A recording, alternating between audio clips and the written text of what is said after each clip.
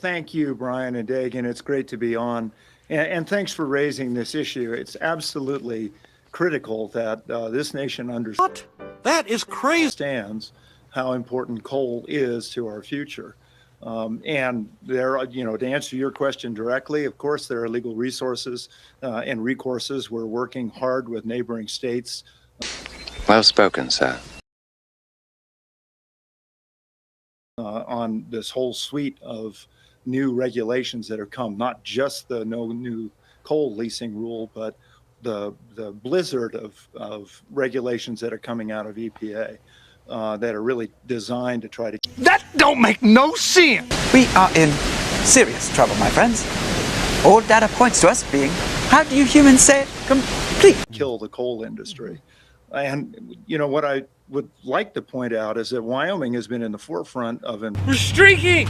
We're going up through the quad to the gymnasium!